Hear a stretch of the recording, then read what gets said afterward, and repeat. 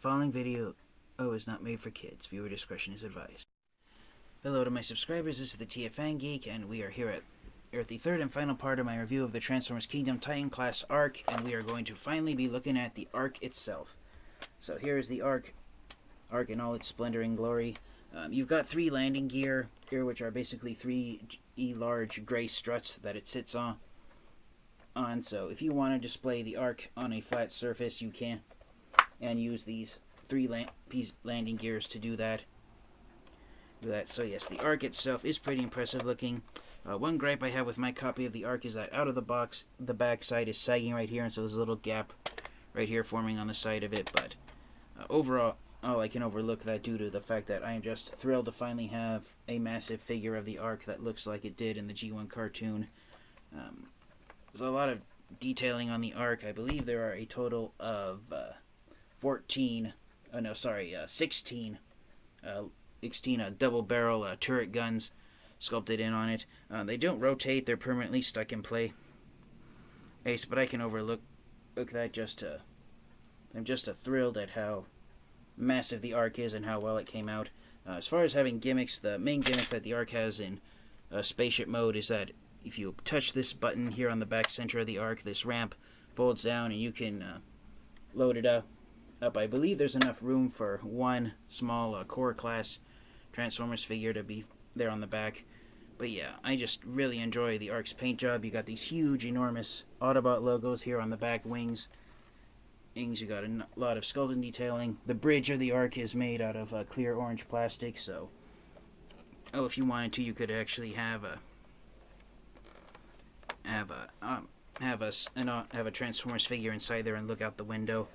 I love the blue paint used here on the four engines, and the Ark unfortunately only comes with two blast effects. So if you want, I wish it would have come with four, but yeah, you can plug the blast effects on there and make it look like the Ark is blasting through space. You can make it look like the Ark's malfunction and only two of the rocket engines are going, and the other two you'll have stalled out. And of course, you can also take these blast effects apart since they're made out of since they are made out of separate parts. You can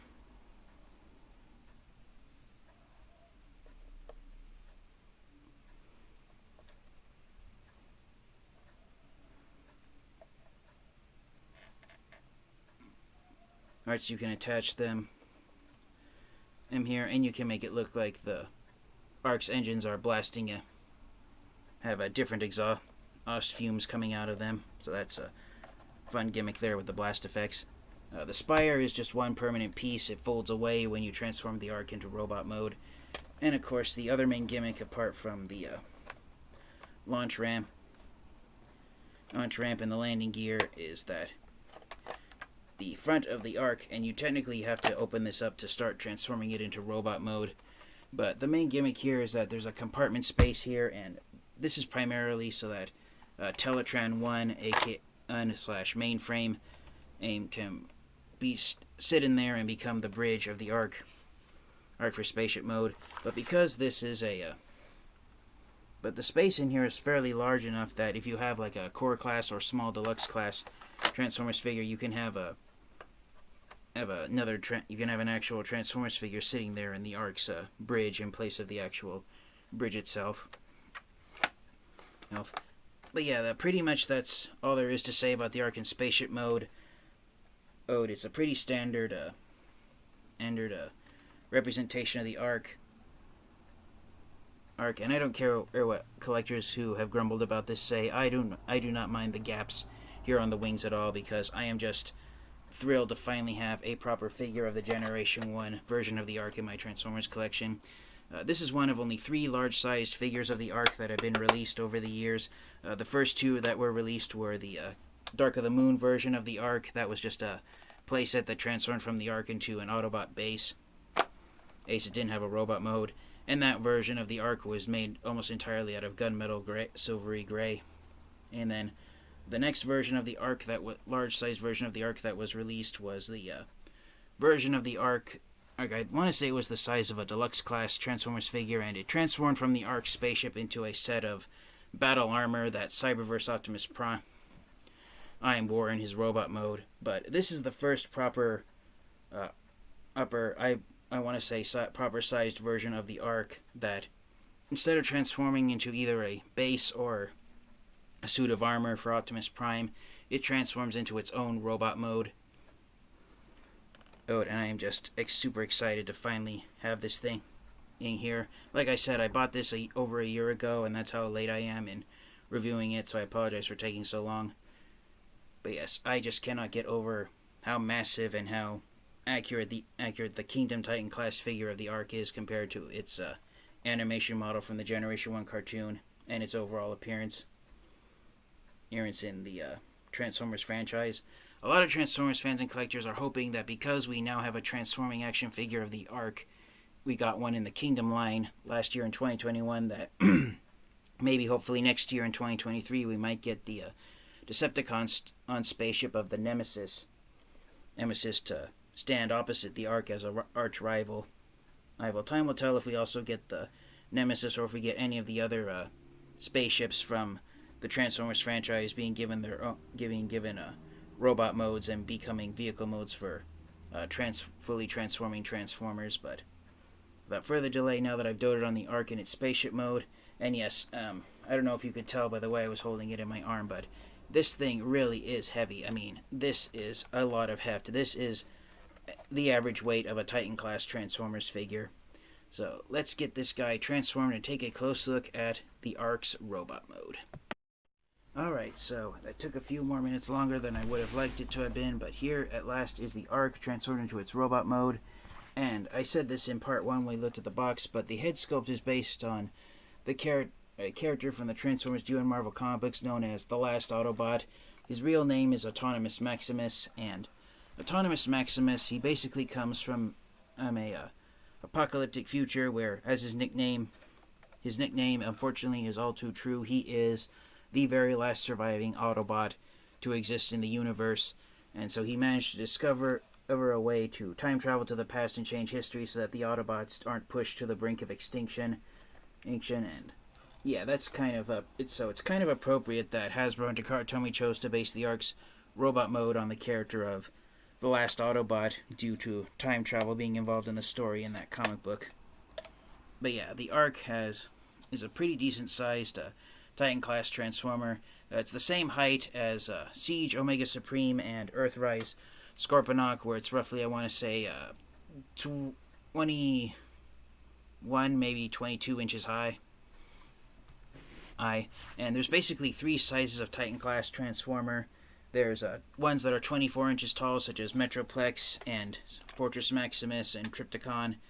There's ones that are only, I believe, 19 inches tall, which are Combiner Wars Devastator and Power of the Prime's Predaking, the 2 Combiner Titans. And then there's ones that are between 21 and 22 inches tall, which are the 3 War vs. Cybertron Trilogy Titans of Siege, Omega Supreme, Earthrise Scorponok, and the Kingdom Ark. So yeah, here is the Ark in its robot mode, and again, being a Titan class Transformer, it's so massive that I can't fit it on camera all at once without pulling it back to a fair distance. I won't go into the articulation too much because, like all Titan class Transformers, the joints on the Ark are very loud, clickety ratchet joints. But I will say this, I really do enjoy the head sculpt, and it does have light piping just like a Mainframe. My camera's not really picking up, but it's got some very nice orange plastic used for light piping on there. The hands are not dedicated wrists, and because in the past the Ark hasn't really had a robot mode. Transformers Kingdom's only the second Transformers series that has featured the Ark having a robot mode. The first was Transformers Animated, so the Ark doesn't really, its hands aren't done in the shape of fists, and it can't really hold any weapons in its hands. If you wanted to, you could try and put a sword in one of its hands, but it's got nothing to grip on it. So that's a little bit of a bittersweet nod to the fact that the Ark hasn't really had hands in throughout the Transformers franchise in most of its appearances. So straightening out the legs a bit. depending on how you have the legs positioned, they do want to lock in place at the ankles. So if you do get the Ark into a stand-up pose, you will see that happening.